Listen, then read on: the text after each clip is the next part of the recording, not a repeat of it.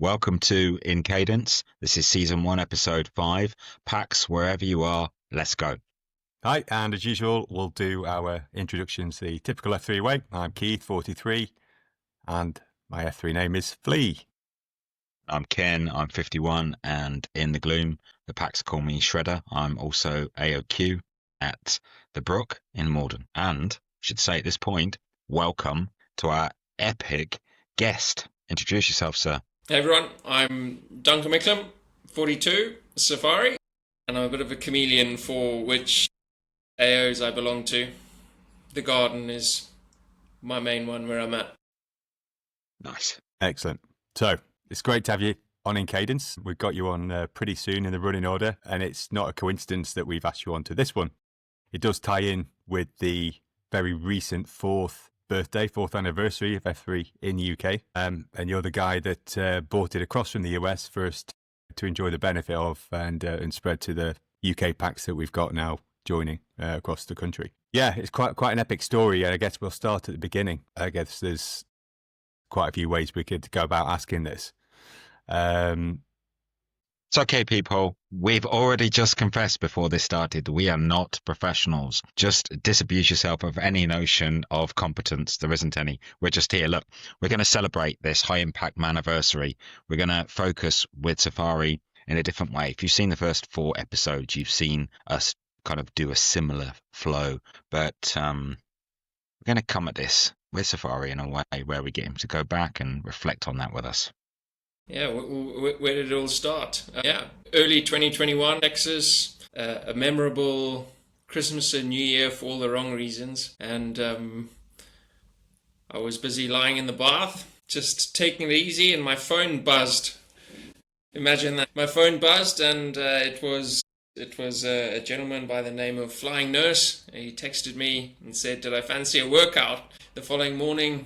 And I thought, well, actually, haven't got anything better to be doing. So told him I'd be there. I was there, and I didn't realize that it was the launch of The Peak, which is an AO in Katy in Texas. And Texas does things at scale. And there were a lot of flags and a lot of men running around, a lot of shouting. And I thought, crikey, I'm not sure what I'm up for, what I've signed up for here, but let's give it a go. And had just had an incredible battle buddy, and I was hooked, and started double downing a lot with Gnarly, who became a really amazing friend, and Dementia, and the AOQs at the time, Apollo and Cash. I still remember, and then Dementia and Tugboat spun off another AO, and I went with them, and we fired up the tank, and the tank, led to, and then, life brought us back to the UK, and I didn't want to say goodbye to F3, so I bought the book, I bought Free to Lead, I bought Q-Source. Well, I was given a copy of Q-Source by Full House, a signed one by Dread, which I've got in my... It's never far away from me. I refer back to it actually a lot. Started with, I roped in a good friend of mine who I lived at university with, who lives in Godalming, and he wasn't really sure what he was signing up for, but he just took the plunge. And so that was number one. So we turned up for our first workout. I'd done a few Facebook posts in and around Guildford on different groups, and got 2 strangers who turned up, so it was the 4 of us on day one. And it was about 5 of us for what felt like 5 or 6 months. And then one guy who posted, I still remember AV. AV had a lot of men who needed F3 really quickly. So when he posted, suddenly we doubled in the space of about 2 weeks. And suddenly when you're 5, you sort of feel a bit subscale. And we hit 10 really quickly, and then suddenly you could feel that we really had momentum, and suddenly 10 became 12, 12 became 16, spun. We were consistently hitting sort of 20-ish. We spun off Godalming. That has maintained and been super active the whole time. And at that point, I was traveling. My journey from where I lived to Guildford, where the way was 25 minutes, which multiple times a week, it's too far to be doing that sustainably. So I did that for about 8 months, and then decided we'd put in place someone else to lead that AO with me, and so I transitioned over and then fired up another AO, the Garden, where I live in the little village where I live here, and then that turned into another AO, the Crossways, and that's gone and grown. So yeah, it's been a lovely experience. I've got lots to talk about, so you'll have to stop me. No, good. It's fine. No, it's fine. I'm just going to throw questions at you anyway because it's a fantastic story. I really picked up on what you said there about you describing how you would miss it. You would miss F3 by coming to the UK, and you felt that you had to carry on because it was something that you were used to having. How long were you posting in the US before you moved to the UK? 6 months. I left. It was very shortly after New Year of 2021 when I posted my first time, and then we left on the 30th of July. Yeah, I was doing sort of 3 regular beatdowns, and then I had a Sunday routine on a hill. Houston's pretty flat, so you got to go and you got to find the hills. There's not many of them, but there's a training hill behind one of the schools where a group of us used to take coffee, and it's a pretty gentle gradient on the way up, but a very steep way on the way down, and then you do the reverse, so just go back and forward, which was a really good workout. And then I found another hill in a place called Cross Creek Ranch where the sun would come up over a lake, and you'd see the gators swimming across the lake, and when you'd finish, you'd just be sat up at the top. It then became the apex. But yeah, I managed to rope in my regular few crew, and that became the Sunday morning session, which was, again, brilliant. A very steep hill, multiple different exercises going backwards and forwards and sideways, and yeah. It's totally off topic and not really in our remit, but I have a ruck badge from the Apex, one of the packs over there, Fury. I noticed when he it came on your over. back. Oh yeah, and it's like trading gold. When he came to the UK, and he's coming back for work soon. And I've asked him if he'll queue for us at the Brook, and he handed me these 2, and I'm trying to make sure they stay on my ruck pack. But the question, working out in Texas, it just never occurred to me that, here in the UK we have these really dangerous mosquitoes, that suck your blood if they like you. But over there's things that might kill a man. There's actual poisonous stuff. Did any incidents ever happen for you when you were training where you went, hey, look, there's a scorpion, or I'm sure there'll be a few KD packs who'll listen to this and who'll know, but there's the local Facebook groups are pretty active with posting snakes that they find in their shoes, in their wardrobes, under the sofa, and some of them are quite nasty, cotton mouths and various others. And yeah, I mean, you'll find them on the path. So if you're double downing early and it's dark, it's worth keeping an eye out for them. But during the actual beatdowns themselves, you're typically in a car park, so not too much to worry about. It's mainly the double down. There's lots of little lakes and ponds that homes and sort of master plan communities have been built around and within lots of little lakes and ponds and pathways, and make for a really great double downing, but also make for a lovely little snake habitat. Right. Yeah. This is the reality. I worked in Australia for a few months, and I never understood quite why God had placed most of the poisonous stuff in the whole world on this continent, and people chose to live amongst these things. But anyway, moving on. Flea, get us back on track, sir. Otherwise, we're talking about flora and fauna all night. Yeah, it's a devil, isn't it? Some of the mosquitoes we get, and certainly in Leeds, it's horrendous. We're absolutely burning through the spray at the moment. I can't wait for the ice. Those -5 workouts are going to be like beautiful. No midgies nipping away at your legs. Yeah, I know, right? Yeah. So that being said, out of all the AOs you've posted at in the US, plus I guess you've visited several in the UK since they've all been inaugurated. Difficult question here. Which one's been your favourite to post at? This isn't an intentionally diplomatic answer, but I mean, AOs are like any organization. They change over time. So any one AO, you'll love it. And even then, suddenly, maybe that AO then spins off another one. It hooks out a few core packs out, and the dynamic changes. And it may not be it may not feel like what it felt before. So, I mean, obviously, the peak, I absolutely loved the peak, which, I mean, is where I started, and still many happy memories there and in touch with those packs. And then, yeah, I mean, from the peak to then go and be an OG with sort of two AOQs who fire up something from scratch, and you feel like you're really part of building something. And that AO has gone on and spun off so many more. So you get to experience something different from that. And then obviously there was a place called the GOP, Garden of Pain. So that was where my first experience of these happened. There was an amazing guy called Papa John, Apollo, and various others who used to go there, and it was largely a ruck and sandbag 30 minutes where it was just weight. There was a 1 mile loop which was sort of wound in as well, which would get your heart rate pumping, and then the 30 minutes with Papa John.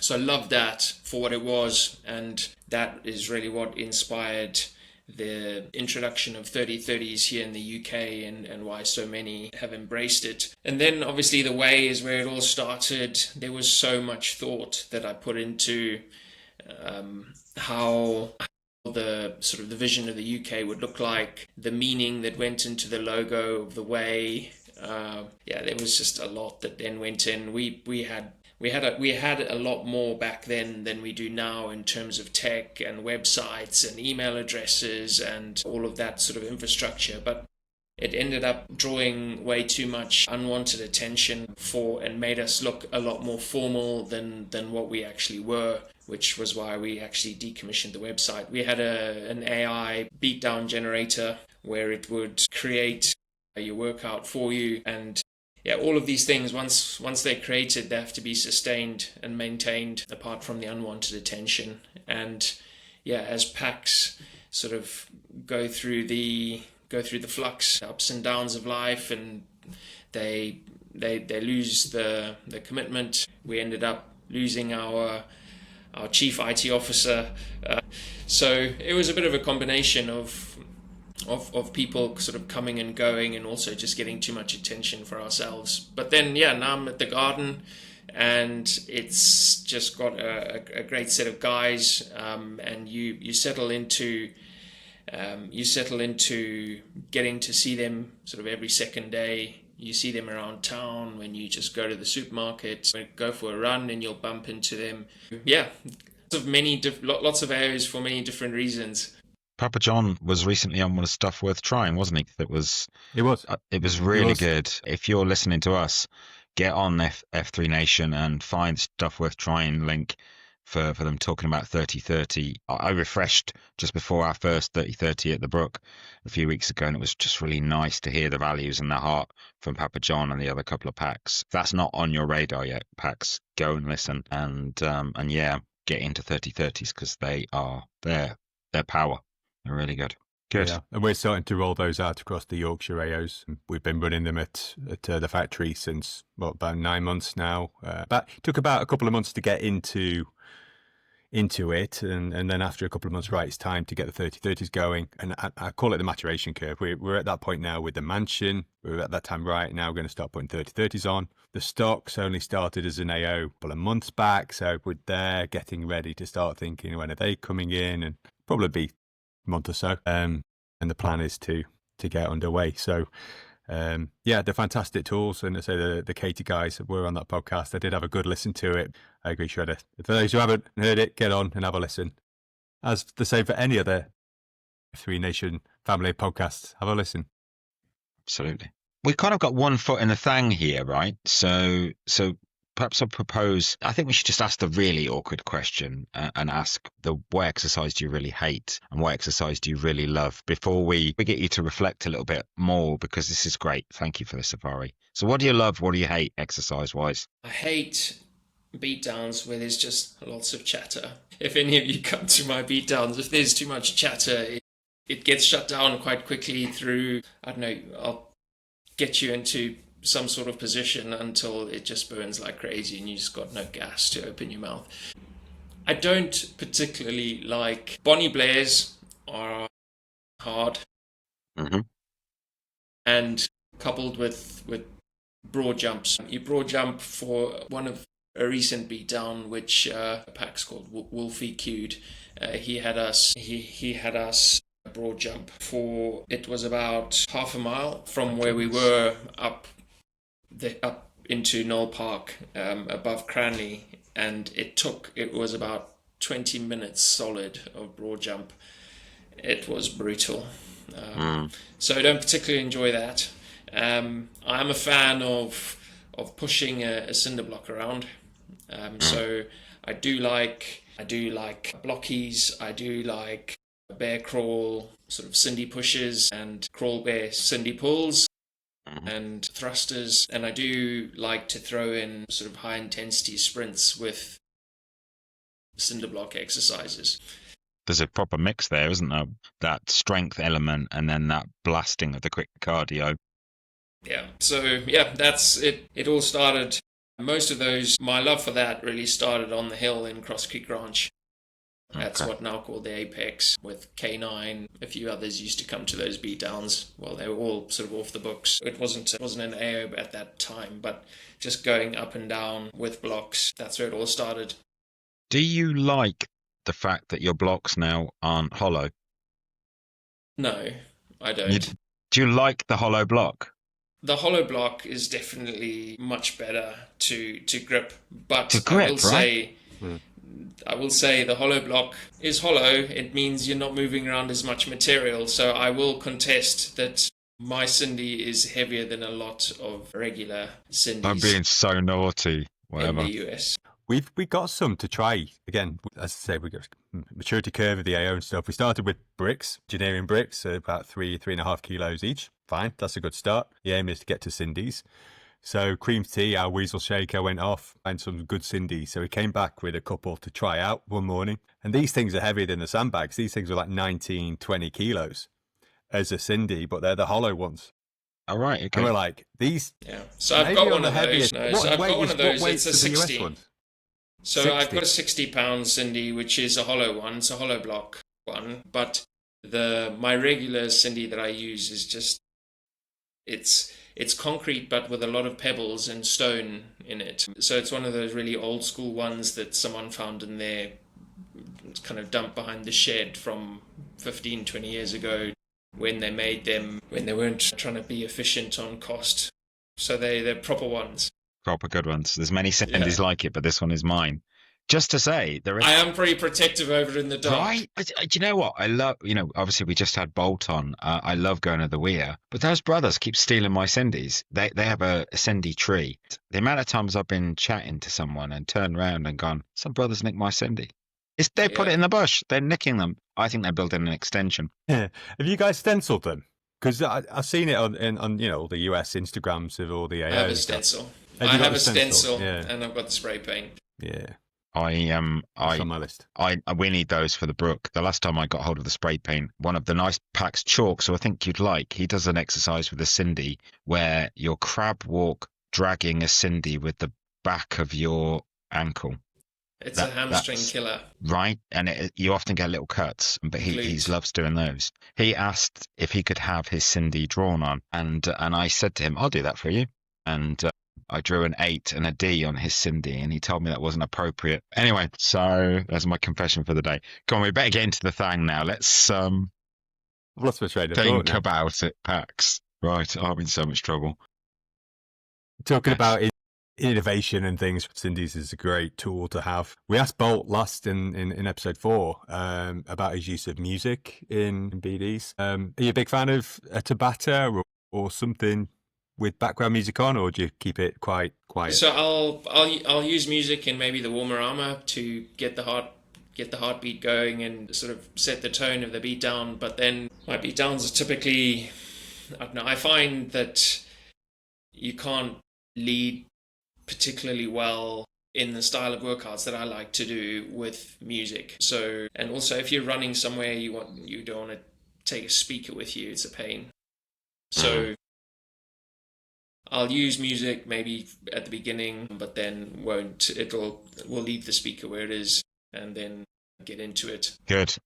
Well, it's got its place, hasn't it? Right, let's get both feet in this thing now. We wanted to get you, Safari, to reflect on this journey of F3 UK, and you started. So Flea, lead us in, and let's just keep going on, pressing into where we've come from. Yeah, I mean, when you took that decision, I guess you moved back for work reasons or family reasons to move from the US to the UK. How has it all panned out now, looking 4 years back, from what you thought when you thought, I'm going to plant in Surrey, the first one in the UK, and now where we are 4 years later, we've got 22, 23 AOs on the books approximately. Yeah, I mean, How does it compare? I've actually we when we set up the way, and the way then spun off Godalming, and then Cranley followed shortly thereafter. What we quickly realized was that we needed a way to share the vision with people easily. So when an FNG came and they posted, and then they came for second helpings, we would, obviously they'd get their name, but they'd get sort of a little booklet, 4 or 5 slides, which had what we were, the core principles, and it also just had a map of the UK just with dots all over it, and that being sort of the end goal. And always, most people here are familiar with parkrun, and there's always just been this vision in my head that I really want F3 in the UK to be as successful as parkrun. So yeah, I mean, there's a lot of AOs now. I've obviously in the beginning, when you're setting up from sort of 1 to 2 to 3 and the packs are growing from there, you're very involved, and you know every single packs, and you know everything that's going on in that AO, and then you spin off another one, and then obviously you get one step removed from that particular AO, but you still know what's going on. Now it's gotten so big and so broad that there's so much going on that, yeah, it's you well and truly, I feel like I have well and truly sort of handed it on to others, and others have it on their shoulders and are carrying it forward. And it's not just 1 or 2, it's like for yourselves here carrying this forward. There's so many CSOPs going on all the time, all over the UK, all over, just in Surrey and Sussex region where I am. There's so much going on. You've just had yours there, Shredder, with sort of Steal the Flag, with a lot of people coming in, creating different teams.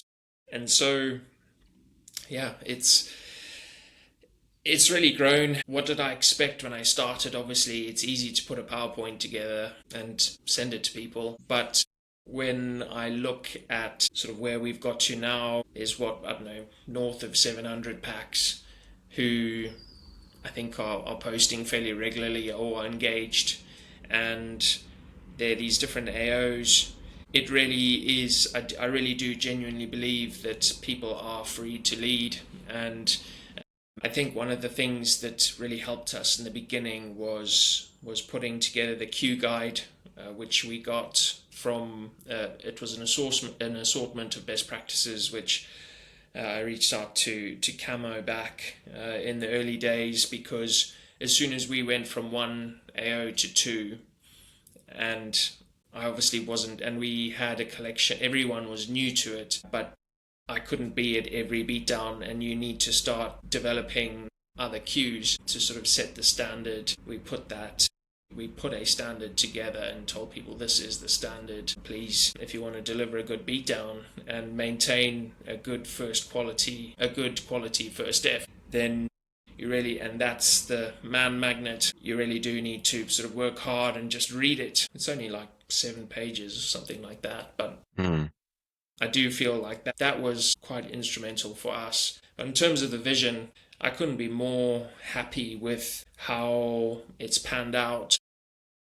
I do feel, obviously in the beginning, I feel like obviously my contributions to sort of results, in the early days it's like 100% because there was nobody else. But it's now very much, my contributions are very much sort of supporting in the background, just informal conversations with with people who are at the front line, driving change, setting up new AOs, introducing new ways of doing things. There's a bit of troubleshooting, as in any organization, whether it's at the AO level or at the regional level. There might be things which we feel are slowing us down, and I might be asked my opinion. So it's very much now I'm an opinion giver as opposed to anything else, which I'm good with that. I'm very happy. I couldn't be more pleased that when I think of the amount of people, and in the early days, I used to get a lot of text messages from people just really commenting about how it's changed their lives. And that was obviously very rewarding. Whereas now,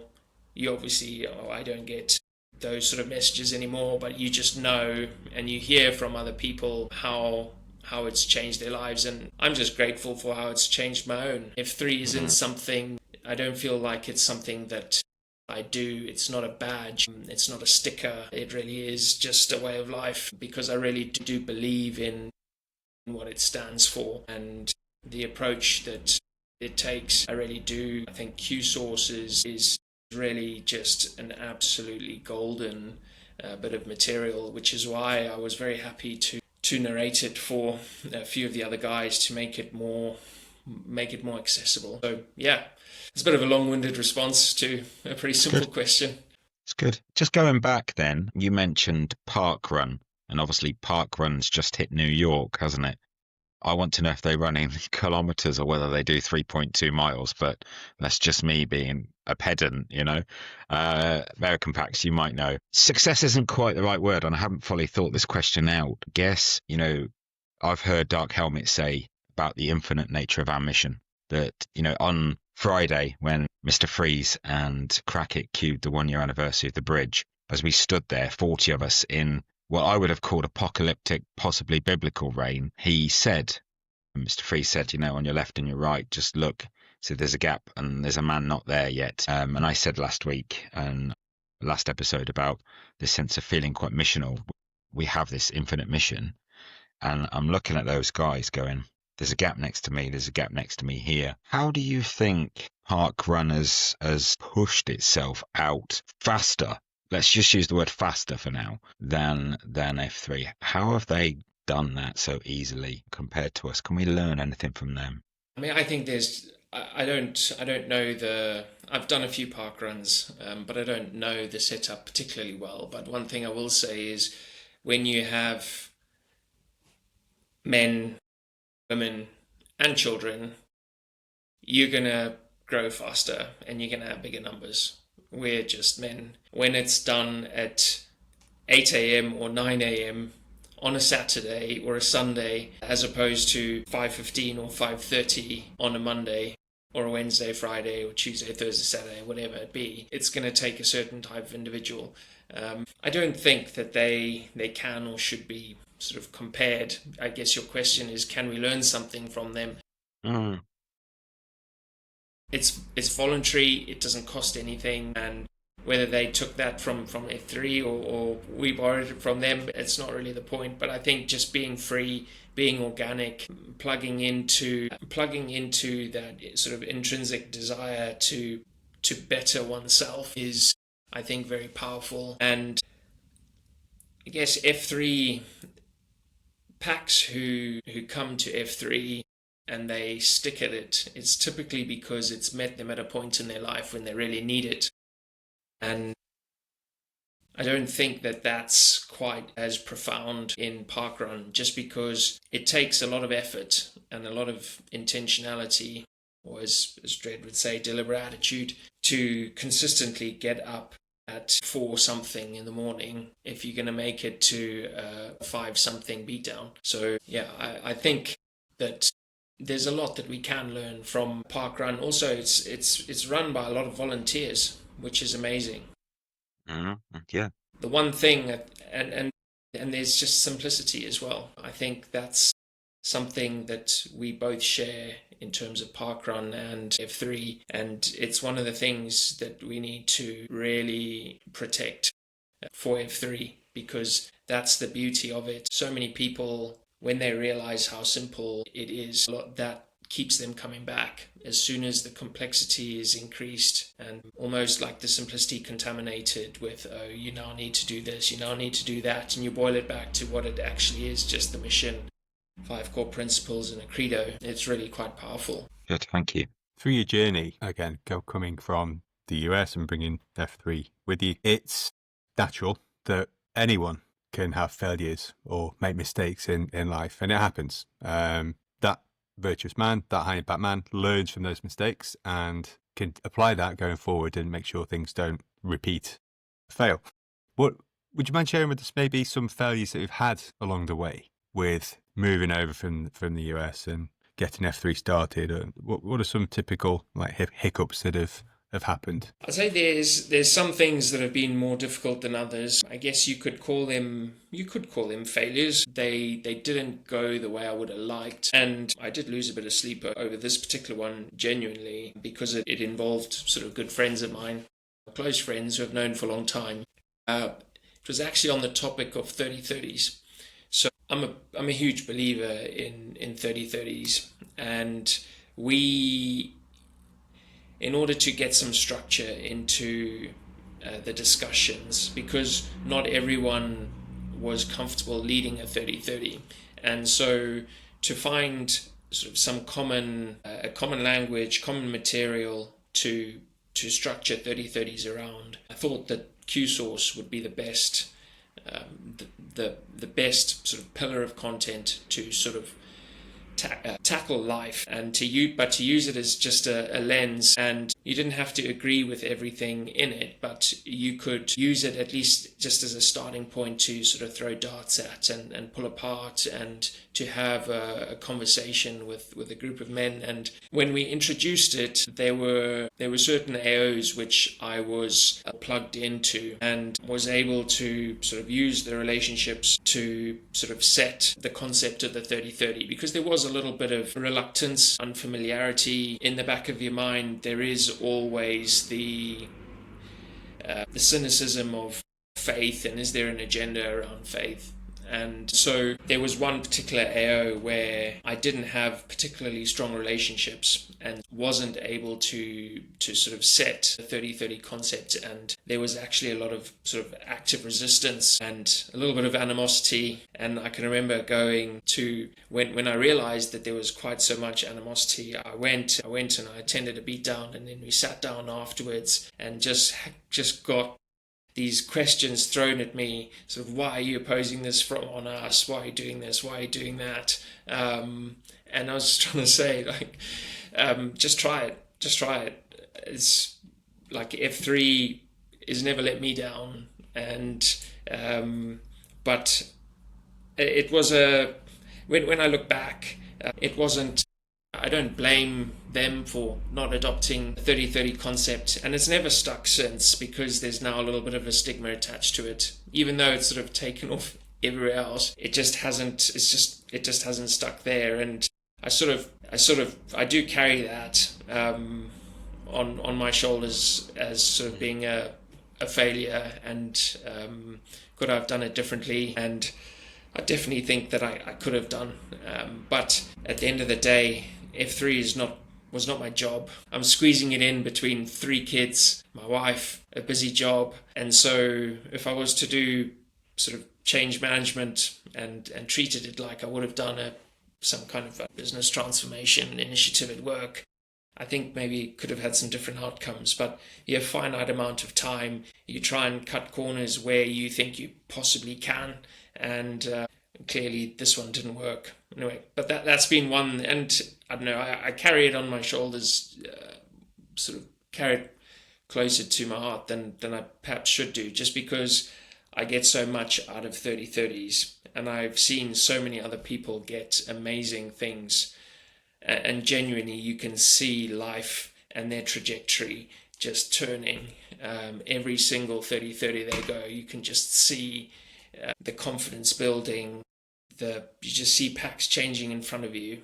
That, yeah, it does sit with me as being a failure that maybe, one that I'm not particularly happy about. I guess one of the things, I hope this would be encouraging is one of the things that I've noticed is when you either step forward or you're pushed into a position where you take the initiative, whatever the reason. I mean, more so when you're voluntary than when you're employed to do something. I do think people on the receiving end often forget the vulnerability of putting yourself forward, forget the vulnerability of suggesting something. And funnily enough, even today, I was speaking to somebody about how people respond, and I said, and I've come to be much more reconciled now. I'm 51, to a place where when I say I do believe that this is good for you, if people turn around and go, you can stick that where the sun doesn't shine, I go, that's your choice. And it's hard, it's hard because when I see somebody come in and they do their VQ and they're learning and they're growing, we try and every time now with the book, I'm saying, look, quick after action report. Let's just look through the simple questions. Let's see if you've got anything to help us say. But I'm really appreciative of the heart and the effort and the vulnerability that everybody takes. Even being a guest on this, you're vulnerable. And last guest, Bolt had said before, I've never done anything like this before. And I was like, we've done 4 of them, Bolt, including you, We're not experts, are we, on this? No, we're not experts. We've established this. I have no delusions of adequacy most of the time. But, thank you for sharing that, because it is no easy thing. And it's totally human, isn't it? It's totally right that some things just slide off, but some things just hang like a weighted vest emotionally. And that's no easy thing. So I'll shut my face again now. Yeah. So let's bring it back to, let's start wrapping up this thing. Where's your, say you do post to an AO that's now close to your house. Which one was that again? The garden. So there's a set of fields and a sort of a memorial garden for lives lost in World War II. It's called the Centenary Garden, just in Cranley. So that's what we called that particular AO. And yeah, I like to double down before my beatdowns, and I have a problem with getting up at 3 something in the morning. I just can't get my head around it. So if I get up at 4, it means that I can get some quiet time with a pen and paper in the morning, and then still get out for a 3-mile jog and before the beatdown starts. So it's nice when you have an AO which is really close by. And it's got some great guys as well. We laugh a lot, which is going to be needed because it's getting dark now and the temperatures are dropping, and it's going to get wetter and wetter. Head torches. Head torch charging. I know. When your shorts are squelching and yeah. The garden is, am I right? Is the garden where Goblin was posting? Yes. Is that right? Yes, because Goblin's just gone to Spain. We're having some chat with him about putting shovel flags in Bilbao. I think he's in. Yeah, it's amazing. We always encourage people, particularly in the cities, to not underestimate the impact that they can have based on wherever they feel they are in their life. And Goblin's a great example of a really young guy who we all have our own challenges, but he turned up. He's decades younger than many of us, but yet in a really short space of time became a real inspiration to lots of us to work harder, to turn up, to really lean in the way that he did. So yeah, I think everyone, when they turn up, whether they're the young or the older end of the spectrum, whatever their experiences are, they really do have the ability to make a really big impact. Absolutely. Okay, well, a bit of writing, some Mosey before UBD. I just wondered what else goes into your daily red pill? What else is in that kind of safari routine? I'm pretty militant at trying to make sure I get about 7 hours of sleep. It ends up being about 6.5, but 7, I can keep going for a long time just on 7 hours of sleep. So when you work backwards from 4 a.m., it obviously then sets bedtime. And then between waking up and going to bed, just trying to diet. I've always tried to stick to a pretty, I mean, it's typically a high protein, low carb diet. And from the early days of the garden, we actually had a Queen initiative where everyone was logging what they were eating, what they were weighing, weekly weigh-ins. for the whole it was probably about 8 or 9, 10 packs on a shared sheet, and made some really big gains there. And yeah, it was just amazing how we were doing that in the lead up to Christmas, and then no matter how much exercise you did over Christmas, you couldn't outgun your queen. And it was 3 Christmases in a row you sort of try, and it just doesn't work. No, Turkey and pigs in blankets and lots of wine Toblerone. and stuff. Doesn't work. Each piece of Toblerone has got 200 calories in it. Yeah. And my favorite, I did this 2 or 3 years ago as a joke. I got one for Christmas, and I said I was going to eat the Toblerone and then do a 1-hour burpee workout with dumbbells. I did both of those things that morning, and then I went and saw how many calories in the Toblerone and went, I love burpees, but no, let's just not eat that much Toblerone. You can't out exercise bad diet. Just that simple. Yeah. Yeah. What else? Yeah, I mean, and three kids. So there's not much time left for anything else. Not a lot of brush your teeth, get to bed as quickly as you can.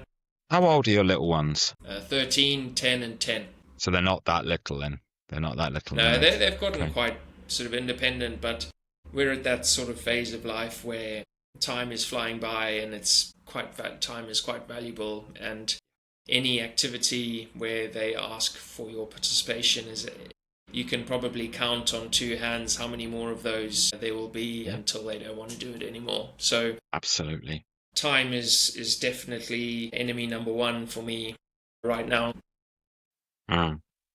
Yeah, they're a similar age to my 2 boys actually, and it is a change, isn't it, seeing them go from that pre-teen and then start to accelerate through the teenage years. It can be hard some days. I completely empathise with you going through that. But if you did have a bit more time and you did have that flexibility to leave them behind for a couple of days a week, if you can move anywhere in the UK to plant a new F3 flag, where would you think about setting it up? I would just plant it straight. I know there's a big space in front of the Tate on the Thames. I was working up in London for a while. I changed jobs, but I would work out a lot and I would bear crawl. Everyone would look at me thinking, who is this strange dude like doing these exercises? But I just don't find myself up in London often enough now. But it would be good because I think that there's a lot of people who need it up in London, and I think it would grow really, really quickly from there. Yeah. You've just kind of hit one of my special buttons, really. Yeah, I mean, on Friday again at the bridge, we met a guy called Sugar. He'll get a little shout out later, and he's from Acton. And I make no bones about this. I want this city. This is why I did my 8 months of traveling out to, sometimes to the Way, occasionally to the Landing, but mostly to the Circuit and the Weir and the bridge. And I love those places and I love those boys dearly. But it's lush waking up, putting my clothes on and walking out the door, and then literally 15 minutes later I'm from waking up I can stand in our AO and I can see those city lights of London and go, we're going there. This is because these men, they need it. We'll get there. We'll get there. There's millions of them. We'll get there, and you can't force it, otherwise it won't stick. No, I know. And it's happening already. We always dreamed of when we set up at the Way, and just the guys that we had, it took us in the other direction, but we always knew that it would go the other way as well. So when the Landing spun off the Way, and then Walton and Byfleet then spun off, and then obviously Staines, and then you, where you are in Morden, it's headed that way. It's about 6 months tops. Yeah, it won't take long. I mean, literally, if you face that way from my room and you go 200 yards and you're in SW20, so, and our Wimbledon guys at their first session was like, so we could do this in Wimbledon. And I was like, oh, yes, indeed. You will be. Well, you will be doing it in Wimbledon. Well, you just need them to do it properly. That's all. Yeah.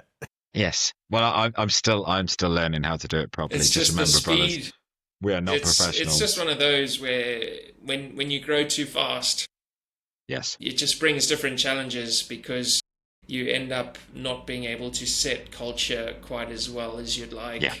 Yeah. Queuing standards are a bit rough around the edges, and you end up hemorrhaging a few packs. Yes.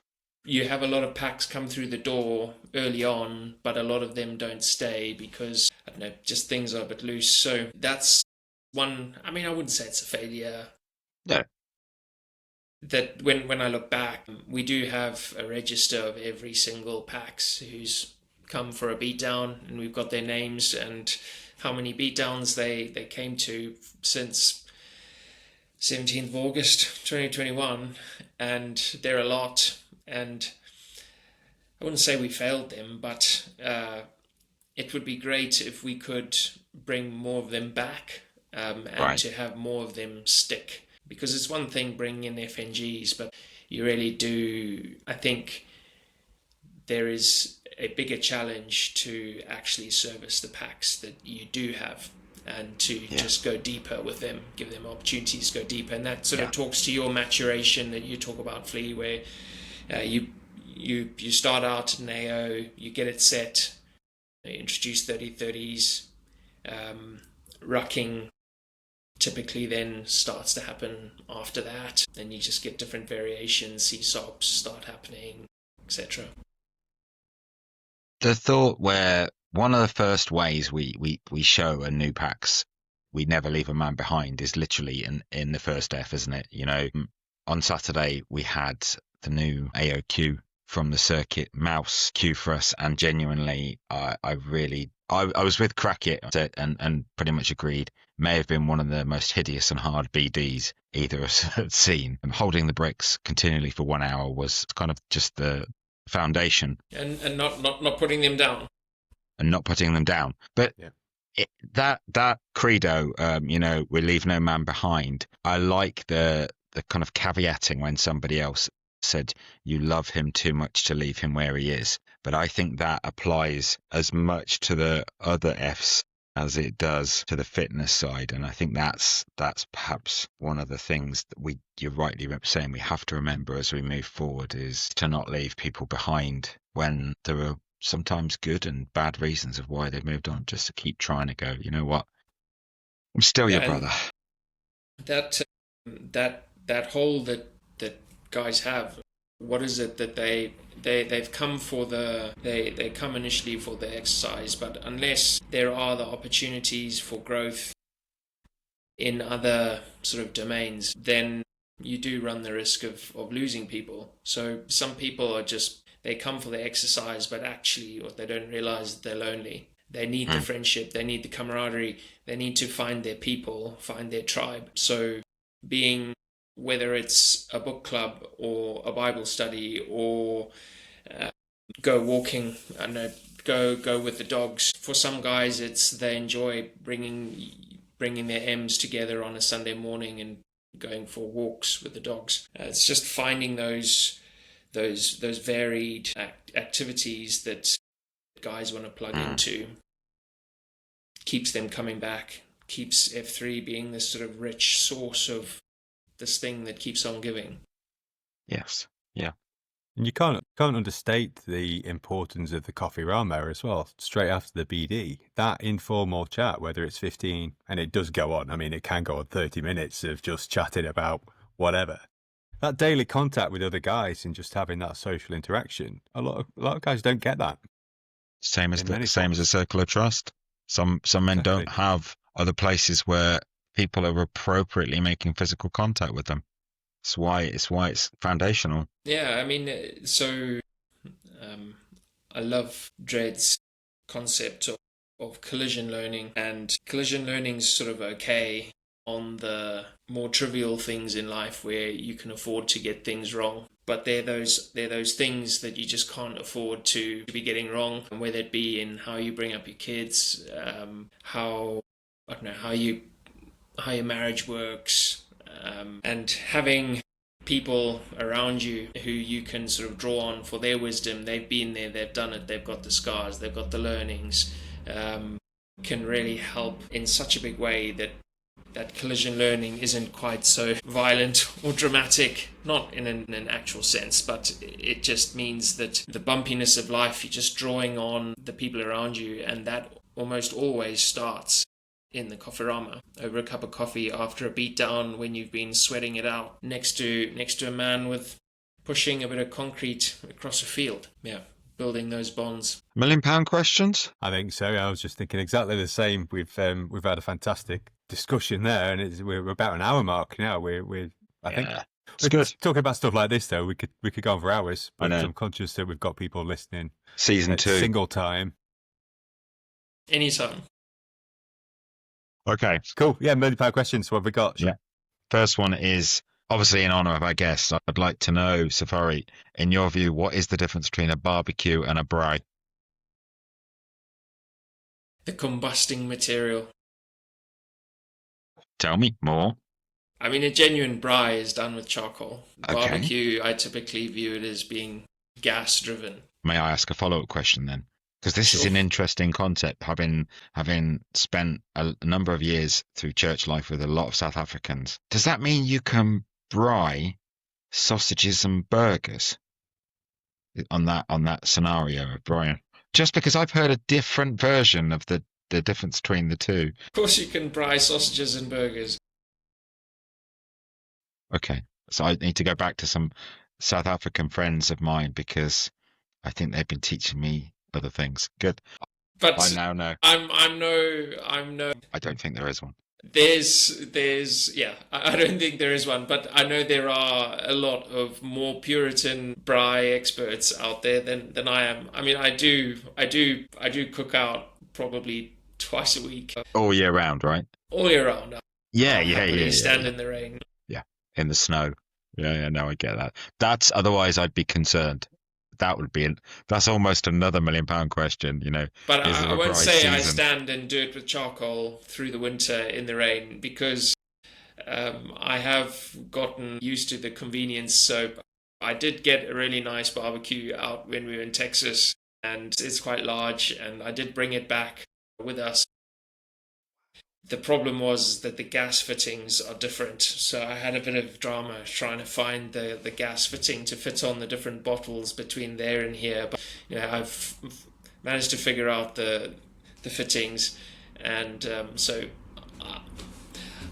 yeah, I'm a bit of a hypocrite. I use gas more out of convenience. It doesn't taste as good, but I do know that charcoal does deliver better quality results. So if I got an outdoor ninja and did you meat on it, that wouldn't be the worst crime in the world, because occasionally you use gas. I will mark that as noted.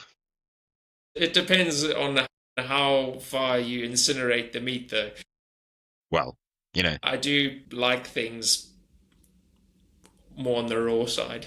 so the scale of beef for me, and also for the known world, is rare, medium rare, should have had chicken. Medium rare, should have had chicken. That's the end of the discussions. Yeah, and I'm on the rare end of that spectrum. Yeah, same. Noted.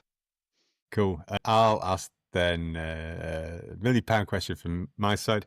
If you're stuck in a lift or an elevator, for our American friends, you've got 10 seconds to EH the guy next to you.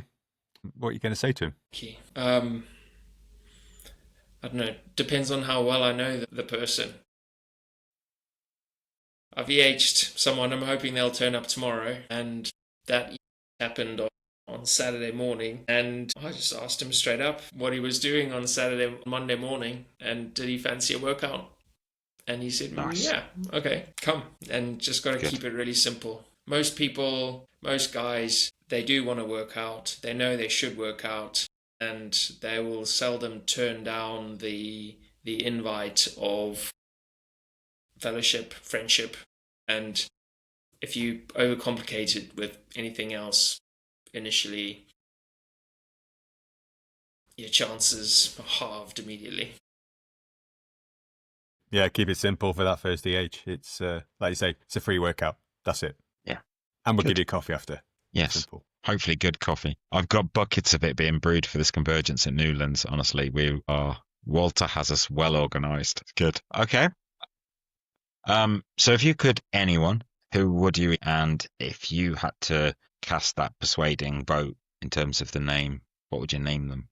I've always, in the spirit of trying to get F3 on the map in the UK really quickly with people who I think would make a very big difference, I have always had a bit of an ambition. I would really love to get Prince William to a beatdown, and I have thought about whether to write to whatever public mailbox or whatever, but that has always been a little bit of an ambition from the outset, and it'll take time. I don't know if it'll ever happen. I don't know, but Do it. and I've got no idea what I would call him. He's just moved. He's just moved into, well, I mean, he's an Aston Villa Windsor fan, now, isn't he? so terrible names probably, but he's just moved into a new place near Windsor, hasn't he? I bet they've got some space to plant shovel flags around there. There's Windsor loads Park, of space there. yeah. Hey, wouldn't getting Prince Harry give us a bit more media coverage if we got him to join? Either or, Equally. it's fine. Equally. And I feel like I do enjoy watching I don't know, some of those Invictus games, and you see sort of ex-servicemen overcoming adversity. Really is quite moving. So yeah, either of them would be great. That's why I like the Paralympic Games so much. I think when I watch the Olympics, I feel like they're X-Men. You know, like they're the next level predator, basically.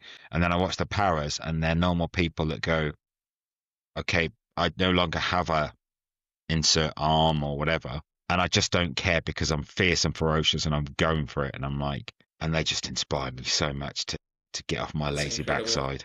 I know. Wow. Cool. Yeah. Last question for me.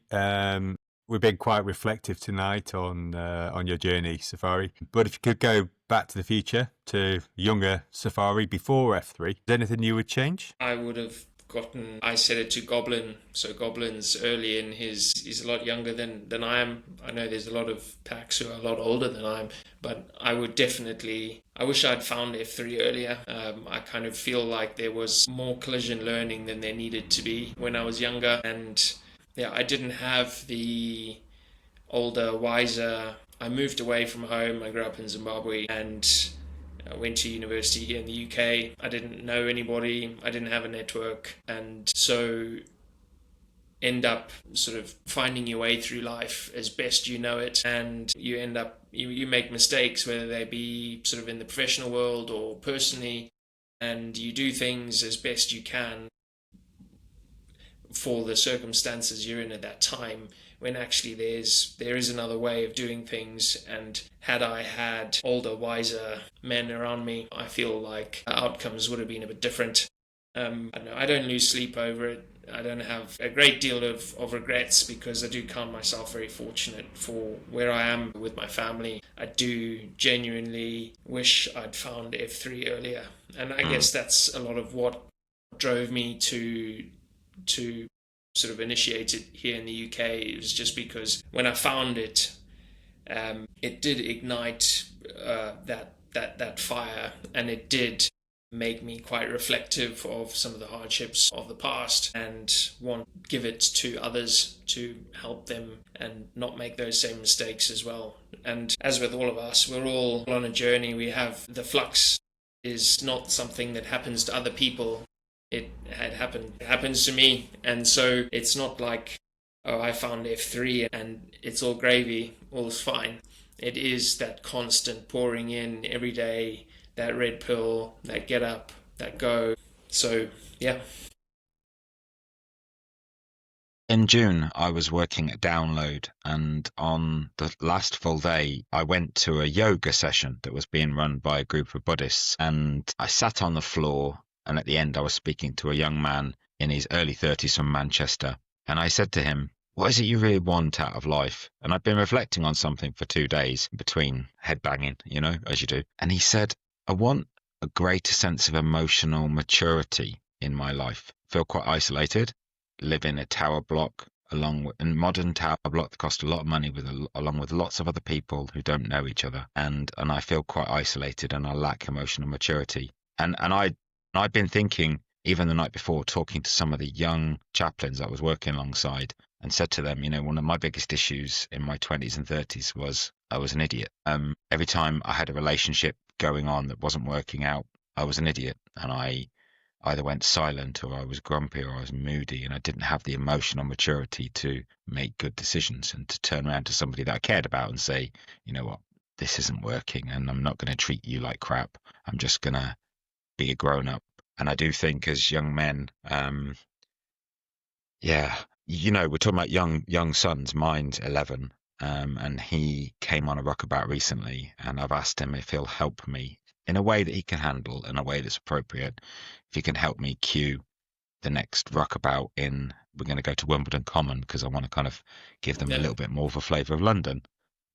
And I know that our kids at their age are not ready for what we have, but in our hopes for them, and our hopes for the young men like Goblin, who is a tank of a guy, and I've only spent a little bit of time with him, but I loved him and appreciated him.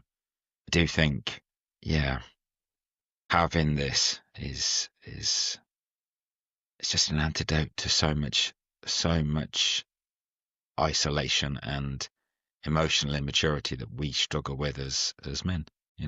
Yeah, and I also find it's just an outlet for fun, because Right. life can become quite intense. You can be on that hamster wheel, and I do feel like F3 is an amazing way of daily taking stock of where you are, what you have, and being appreciative of it, and appreciative of the people who you have around you, and also not taking yourself too seriously, because I don't know, I find that the beatdowns, the 30-30s, the cafeterias, just the fellowship and the friendship just adds that color to life that makes you feel like you're sort of living again, and it keeps you sort of honest, keeps you on track with all the different people in your concentrica, whether your M, your shorties, and your friends. And it's a great reminder of sort of, am I accelerating in all of the domains where I need to be accelerating. Fantastic. Shall we move on to notices now, should I? Let's do it.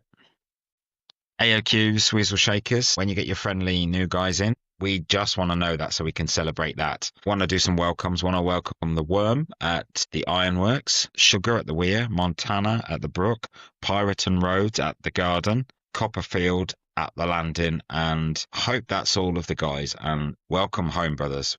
We're really glad you've joined us on this journey. Fantastic. And then upcoming events, Saturday the 13th September, the Newlands Convergence.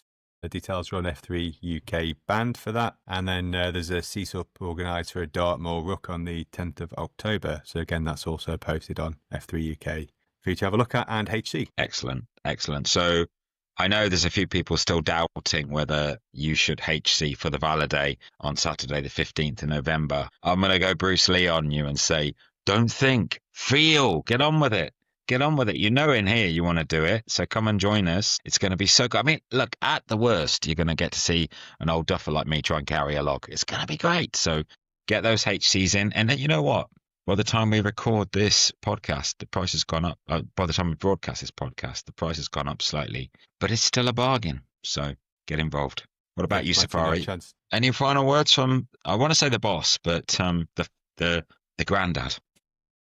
Any final words? Not really, other than I'm grateful for you guys stepping up, doing this, taking the time. It does take time. It's a Sunday evening for you guys. You've got your family, friends, and your family and friends who you need to be making time for, and here you are pouring in here. So appreciate your service. Thank you very much, and I love it. I feel like it's a really great initiative that you guys have initiated, and keep it going. It's amazing. Thanks. Thank you. It's all Shredder's fault. He posted it, and I said, "Oh, that sounds fun." So I joined. It is my fault. Yeah. It is his fault, so it is my fault. Him. But I'm really glad we're doing this, Flea. This is a privilege. It's a real treat, and it is. Like us, you're all free to lead. So if you've got a crazy idea, then get on with it. Absolutely. I've got one more thing that's not on our script, Shredder. Yes. This week has launched the 6th F3 UK region, which is new news. We have Go on. launched South Yorkshire. The reason for that is Sheffield is launching tomorrow. Sheffield is about a 45-minute drive away from Leeds. And although Van Damme has been posting to Leeds to get skilled and do his VQ, we felt it's just not proximate enough to be supported from Leeds. So Leeds will continue to support Van Damme to get South Yorkshire going. And we're going to go down and queue for him. And I'm on to queue a week on Monday. So we'll go and help.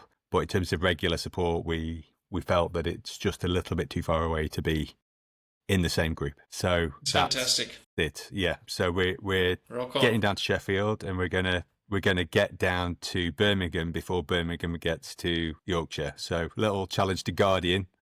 I commented on something he put on F3 UK band today. I said there's a line drawn at Chesterfield. We'll race you. Oh, it's the North-South Midlands It's on. divide again. We're on. It's North Midlands competition now. So we have a I want little them. challenge so you can get to Chesterfield first. Isn't there north-south line at Watford? Oh, we had this chat with Westy. No. This flashes back to episode 3 where we had Westy telling us everyone south of Birmingham was shandy drinking to Southerners. So Damn, you'll get Huck. You'll get Huck doing excerpts. Yeah, so that's it. So yeah, it all ties in. It's quite an exciting time in September. So That's really cool. We've got Yorkshire's F3. It's now F3 West Yorkshire is Leeds and surrounding areas. So that's what Leeds is now. F3 There West is Yorkshire. a lot of men. There are a lot of men. It's There's a lot of going men up, in the there village where I live, and I constantly think that we're not doing enough. And so I think to myself, is that big enough for a region? Absolutely. There is just so many people there. Yeah. So F3 West Yorkshire is underway. We've had a few SLT changes. So Sage has stepped down as Nantan as of yesterday. And yours truly will be taking on that role from him. So as of tomorrow. Better learn how to curtsy then. Yes. Yeah. Salute. My lord. What's the right salute? Yeah, my lord, my lord. So another little challenge on my desk now is how do we accelerate now the West Yorkshire region to grow further and starfish out from the successful AOs we've got so far, but also support Van Damme to get Sheffield well and truly planted. And as Safari said, don't grow too fast that things go a little bit woolly. Let's get it cemented. Let's get it running right. And then we grow from there. They're big enough cities to support the growth for sure. It's a hard reality, right? One of my friends, Adrian, that I shared a roommate with as a roommate when I'm working on mission ships. Adrian was an Australian surfer, and surfing should be fun. It should be a bit dangerous. And I think sometimes that's a bit where we're at. You know, we're keeping the fun in it, but we want to keep moving. We want to keep growing, and you're kind of trying to ride that wave and move. And one of our new guys, he was surfing in France, and apparently a fin can go in your leg if you're not careful. He showed me the scar on his kneecap. So, bit of blood, a lot of sweat, a few tears. That's the F3 way, isn't it? And we just move forward as one. Exciting! And we'll be back again, hopefully, with one of our Brummy brothers. If I can get Guardian organised, we'll have him in 2 weeks. I can't wait already. Remember the challenge is on. He was great on Grow Rock. Good. Well, this is so exciting. You know what? If you still are listening if you're still listening, if you're listening and you're thinking about it, go on f3near.me and you can find your nearest F3 group, because you need to get in on this, boys. This is so exciting. This will change your lives. Well, thanks to everyone for tuning in, and we will be back soon, hopefully with Guardian. That's all we're going to say for now. We'll see you in the gloom. Bye.